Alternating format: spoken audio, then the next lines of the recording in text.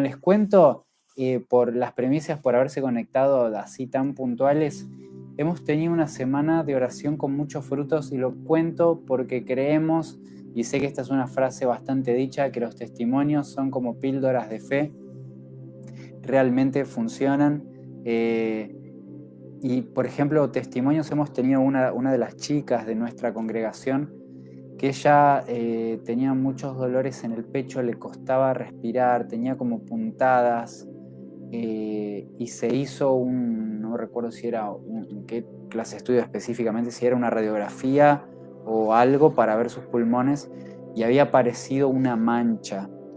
Entonces ella en ese momento le dice al médico que esa mancha iba a desaparecer para los próximos estudios dentro de un mes que se tenía que volver a hacer. Y pasó un mes, estuvimos orando, llegó ahora estos días, se cumplió el mes, se hizo los estudios nuevamente, los recibió los resultados, se vio con el médico y esa mancha había desaparecido. Los síntomas desaparecieron durante todo ese mes de oración. Y después, bueno, cuando se hizo los estudios, no solo que obviamente ya por no tener síntomas, sino que hasta el mismo estudio decían no está más esta mancha, y el médico se sorprendió. Y lo lindo, y que se lo dijo el médico, fue que se sorprendió de cómo ella le dijo al momento de recibir esa noticia que había una mancha ahí en uno de sus pulmones, ella en ese momento le dijo, para la próxima no va a estar más esta mancha. Y al médico le llamó mucho la atención eso, y realmente fue una palabra de fe y en autoridad espiritual hermosa. Después otra madre que le habían le habían encontrado ¿qué era? ¿Me recordás?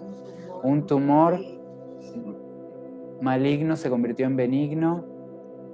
Y después tuvimos también otro encuentro de unas personas, nos llegó un testimonio de que se habían reunido, una comentó que tenía problemas en una rodilla serios y que después de esa reunión, pero que se reunieron no a orar, no sé, se juntaron, hablaron cosas de fe, y que al irse esa persona estaba sana de este terrible dolor y todo lo que le pasaba en los huesos de la rodilla. Así que fueron unos días hermosos de fe, de ver milagros, y también justo ahora mismo lo comento, pero como congregación, y se los comento a todos también para que lo hagan esto como práctica entre ustedes, con sus amigos, con sus familiares, o que lo escriban en un cuadernito en la casa, o que lo digan a la noche, o si no, que lo comenten a hermanos, que si todos los días nos proponemos decir, bueno, hoy voy a dar gracias por algo, realmente eso nos mantiene como en un lugar correcto de fe, constante. Gloria a Dios, ahí dice Alberto, gloria a Dios. Justo, y esto era algo que charlábamos con Gra, con Sabrina, de qué importante es dar buenas noticias. Igual no se trata de esto, la predicación es otro tema, pero quería mencionarlo. Qué importante es tener siempre ese espíritu agradecido, y no es casualidad, por esto salió el tema de la boca de Gra, de Sabrina, hablando todo esto. No recuerdo exactamente cómo fue, no sé cómo fue, creo que Sabrina, vos podés recordármelo ahí, Sabri, cómo había sido si querés. Y que es algo que vamos a implementar en el grupo de WhatsApp nosotros, que si quieren los que ya lo escuchen lo van a saber, que todos los días, cuando se acuerden, escribir o mandar un audio dando gracias a Dios por algo. Y no fue casualidad, y luego de esto vi justo en la semana una reflexión de Bill Johnson, que saben que me gusta mucho, y que decía que el ser agradecidos de forma constante nos mantiene sanas la mente, porque nos mantiene en un lugar de no perder la esperanza, porque la locura, y perdón que lo diga de esa forma, o ciertos problemas mentales tienen que ver también con un lugar de desesperación y de falta de esperanza, donde ya no se ve solución, donde ya no se ve salida, donde ya no se cree que las cosas no van a cambiar, y que eso afecta a la psiquis del ser humano. Así que bueno, como ejercicio mental, incluso intelectual, no solo como una declaración de fe de que bueno, cosas buenas para el futuro, sino realmente gracias Señor porque tengo luz en mi casa hoy, lo más pequeño que sea, y nos va a mantener sanas la mente, porque también otras cosas post pandemias, los problemas relacionados a la mente que han surgido o han brotado o han empeorado también. hemos recibido, hemos trabajado muchísimo realmente con este tema de cuestiones mentales complicadas. Así que bueno, pero ahí vamos, ahí vamos. También ataques de pánico, hemos escuchado testimonios hermosos de sanidad esta semana, de gente que hace como 3 años oramos por el tema de ataques de pánico y que desde ese momento nunca más tuvieron y ya pasaron 3 años y no han padecido más ataques de pánico. Así que fue como una semana en donde Dios nos recordó un montón de milagros. Bueno, el tema de hoy, vieron que le puse de título ¿quién será o quiénes serán? ¿Vieron cuando estaba Jesús y estaba ahí reunidos y sabía, él declara, dice que alguien de ellos que estaba ahí lo iba a traicionar? Y que los discípulos se empezaron a preguntar, ¿quién será? ¿Seré yo? ¿Seré yo? ¿Quién es? Y ahí Jesús dice, bueno, del que yo voy a mojar el pan y se lo voy a dar, porque en esa época, en ese momento, vieron, comían pan sin levadura, era como si fuera a comer, perdón, no, que no se nos falta respeto, pero algo como seco, duro. Entonces lo que hacían era meterlo como en una salsa de hierbas y una pasta, y lo metían ahí. Y hasta el último momento, el Señor Jesús le mostró a este traidor amor. Hasta el último momento, incluso ese gesto era algo al invitado de honor. En ese momento se sumergía en esta crema, en esta pasta, este pedazo de pan sin levadura, y se daba al invitado de honor, era como una forma de abrir esta celebración. Bueno, Jesús lo hizo con Judas, así que él mostró amor hasta ese momento y aún le dijo, bueno, andá y hacé rápido lo que vas a hacer. Y ahí Jesús dijo, esto está en Juan 13, a partir del 18, y en ese momento Jesús dice, bueno, esto también les dice como que esto que está pasando, y yo se los digo, que alguien me va a traicionar, para que ayude a la fe de ustedes, de que esto no me está tomando por sorpresa a mí. Yo sabía que esto iba a pasar, para que sepan que yo soy. El original me encanta que el hecho de decir yo soy es un nombre con el que se lo llama a Dios mismo. Yo soy el que soy, o yo soy el yo soy. Entonces Jesús toma estas palabras del Antiguo Testamento y obviamente es reconocido en ese contexto de celebración de la Pascua judía. Entonces ahí también es una declaración más de Jesús como no solo como Mesías, sino como Dios también que es. Otra traducción, por ejemplo, la nueva traducción viviente o la palabra al día dice que yo soy el Mesías, por ejemplo, lo traduce. Esto, digamos, lo que a mí me fascina, y dónde tiene que ver esto de seré yo, Señor. Yo veo hoy en día que hay una situación, y no voy a hablar de todo el tema de Jesús cuando le lavó los pies a Judas y todo lo que ya hemos hablado en otros momentos de esto, ni siquiera voy a hablar de la Santa Cena, de la Pascua, que es algo que nos encanta, ya sabemos. Pero hay un tema que es que los discípulos, después de que todo esto aconteció, no hicieron ministerio, no basaron su llamado en la traición de Judas. Y es obvio que no, pero ¿a qué me refiero? Porque hay una tendencia hoy en día en las redes sociales, que son una plataforma, y a mí me encanta que así sean las redes sociales, hay como una tendencia a hacer ministerio basado en la crítica. Porque es fácil, es más fácil enfocarse en lo negativo. ¿A qué voy con esto? ¿A qué me refiero? Por ejemplo, imagínense que hubo gente en una época que se dedicaba, no sé, a criticar a los que pensaban distinto. O, por ejemplo, Judas mismo se dedicó a criticar a María de Betania cuando hizo este acto de devoción a Jesús, cuando derramó el perfume, y que Judas mismo parecía muy sano en sus motivaciones, es decir, hubieran dado esa plata del perfume a los pobres, hubieran hecho tal cosa. Siempre el tema de la crítica, ¿no? Y hoy en día en las redes sociales se habla mucho y se critica mucho a los religiosos. Y está, pero súper de moda ahora criticar a los religiosos. Como una vez estaba de moda criticar a los que usaban corbata y se vestían de forma formal, como en una época se puso de moda criticar ciertas manifestaciones del Espíritu Santo y ponerlas en duda.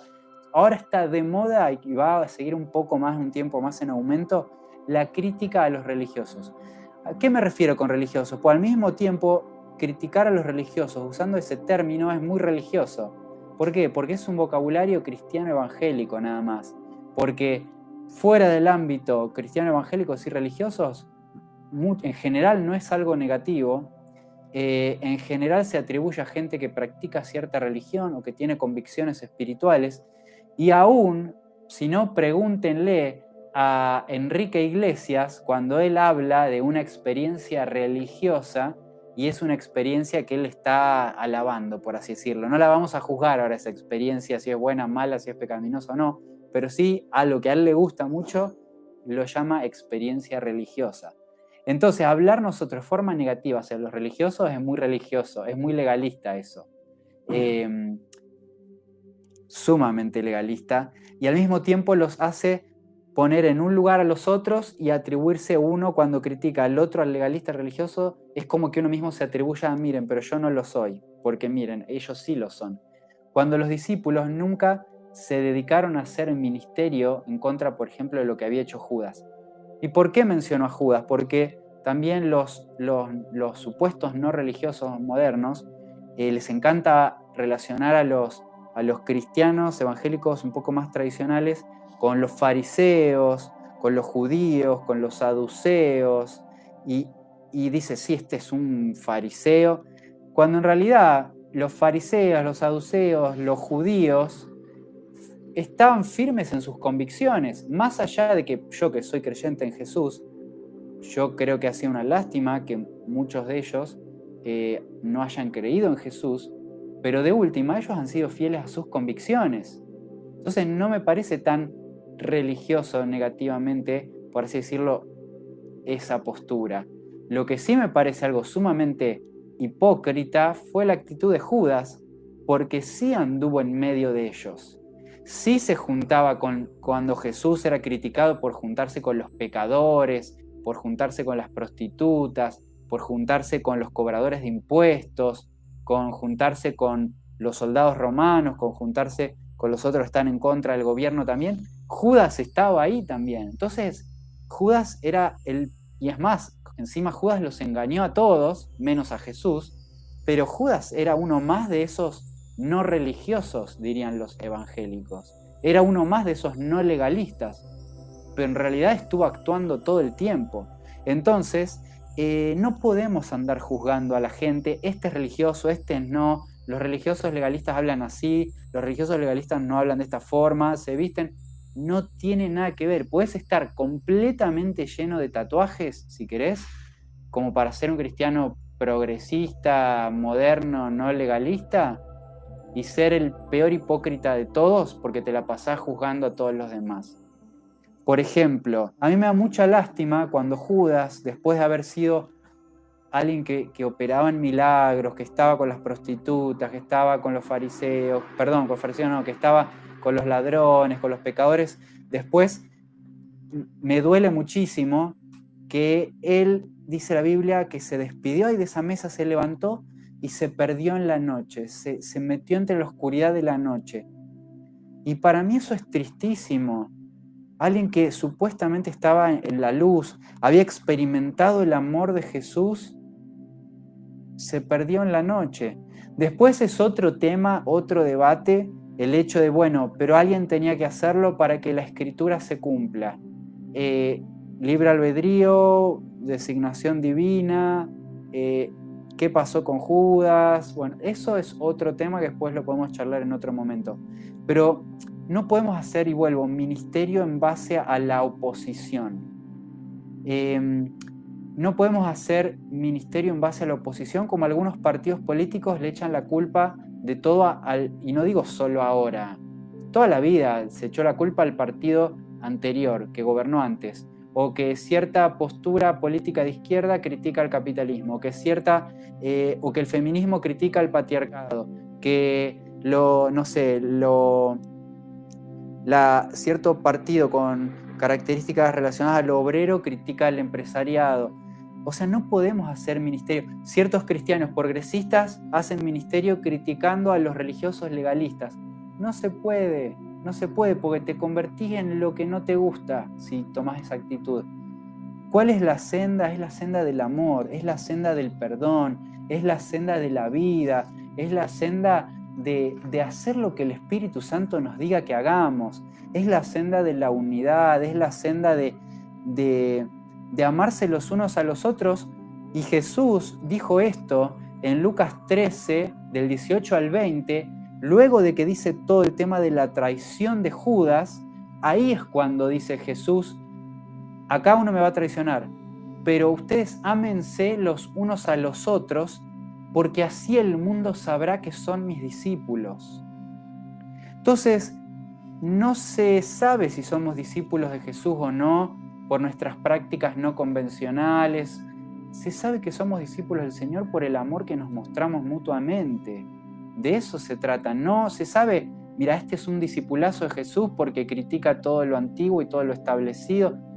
Ojo, y para mí al mismo tiempo me encanta poder decirlo, porque cualquiera que me conoce sabe que no soy el cristiano más tradicional del mundo. Lo saben y creo que está a la vista también. Nuestra forma de congregación. O sea, una vez un pastor de Guatemala me dijo: yo a Pablo no lo puedo traer a predicar a Guatemala porque tiene el pelo largo. Y en Guatemala el cristiano tradicional cree que si alguien tiene el pelo largo no va a ser un buen cristiano. Entonces, yo lo digo tranquilo porque sé que no se me puede encasillar directamente en ningún lado. Entonces, desde ese lugar también vivo yo, sin encasillar a los demás. Y uno vive más liviano, uno vive más despreocupado, haciendo la voluntad del Señor. No hay que engancharse, no hagan ministerio siendo lo que no les gusta, criticando a los demás, porque eso los hace los más legalistas del mundo. Y después, ahí también dijo Jesús, se los voy a leer en esa noche, que Jesús se conmueve, se entristece por la traición de Judas.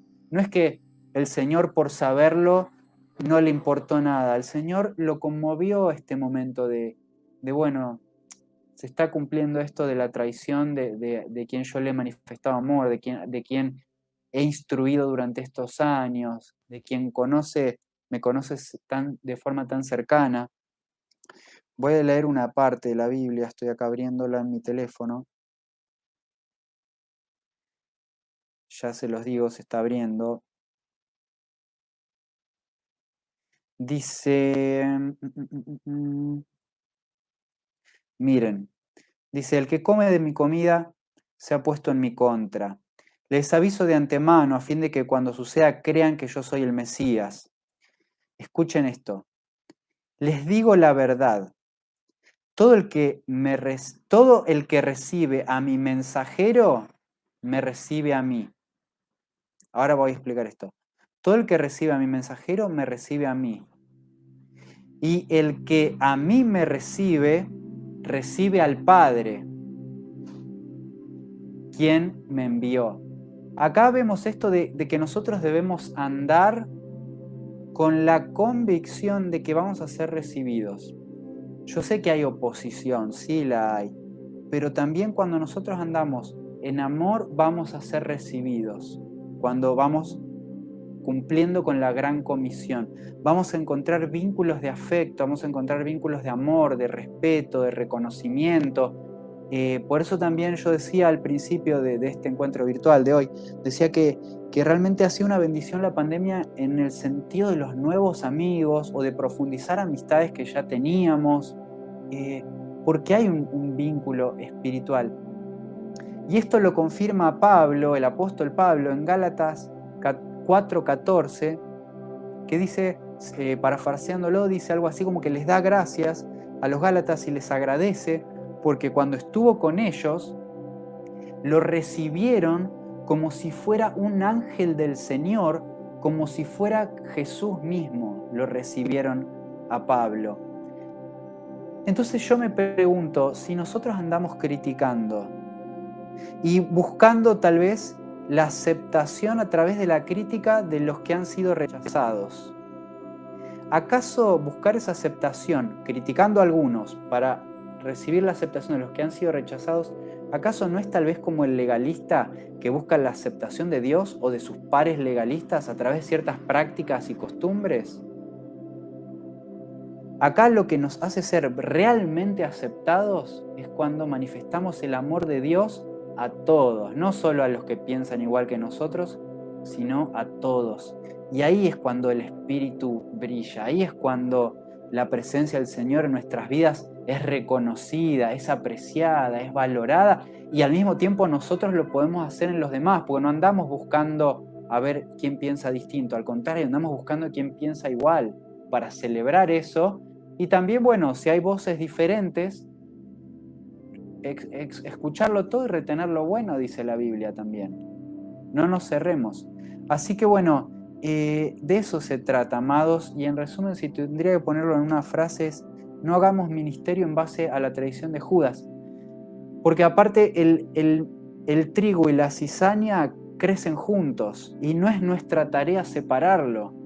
El trigo y la cizaña crecen juntos y no es nuestra tarea hacer esa separación. Incluso, lamentablemente, si ustedes se ponen a buscar la cizaña, no van a crecer porque van a estar ocupados buscando la cizaña, y cuando uno presta mucha atención a algo, aprende sus formas, aprende sus modales, es lo que incorpora. Esto yo lo doy en mis talleres de arte, veo la pintura de un artista y sé qué influencias tiene, sea que otro artista estuvo mirando, como un músico que agarra un instrumento, toca, y por la forma en que toca uno puede saber, bueno, tiene influencia de este estilo, o de este otro músico, o de este otro género musical. Es como que brota eso. Entonces,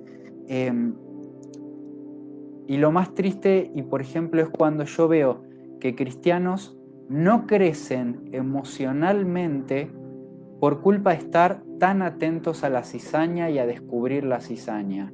Y no crecen emocionalmente, cuando lamentablemente la cizaña sí va a seguir creciendo, porque se le da difusión, se le da publicidad, se le da nombre, se le da tiempo, se predica de eso, se le da lugar, se pone en la mente de las personas.